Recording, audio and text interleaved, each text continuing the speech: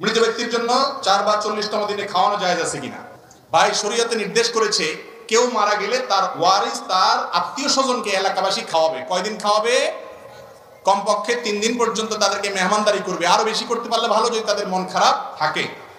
আমাদের দেশে কেউ মারা গেলে তার আত্মীয় স্বজনরা, এলাকার লোকজন একটু ভাত তরকারি রান্না করে পাঠায় টুকটাক। এরপরে খাওয়ায়া যায়, খাওয়ায় না খাওয়ায় 4 দিন আর 3 দিন আর 7 দিন আর 40 দিনের নাম করে পুরো এলাকার মানুষ আবার শুধু আসলে উঠে একদিন এটা দেখে। ঠিক না ভাই? ঠিক, এটা জায়েজ নাই। হিন্দুদের শ্রাদ্ধ থেকে আসছে, ভালো করে শুনে রাখেন।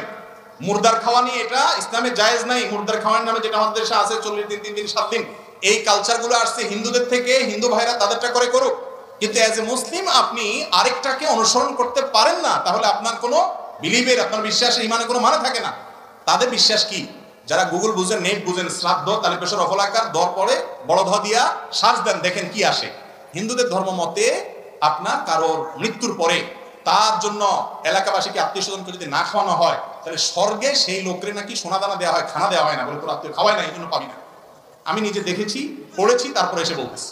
এই জন্য এই যে মুর্দার খানার নামে যে সমস্ত দিনক্ষণ ঠিক করে আমাদের দেশে যা খাওয়ায়, এগুলো জায়েজ নাই। ইসলাম এগুলো বলে নাই। যে মারা গেছে তার পরিবারে খাওয়াবেন, তাদের কাছ থেকে খানা আদায় করবেন না। হ্যাঁ, তারা তাদের বাবা মার তরফ থেকে গরিব দুঃখীকে কোনো দিনক্ষণ ঠিক করা ছাড়া এতিমখানাতে এমনি গরিবদেরকে খাওয়াটা ভিন্ন কথা।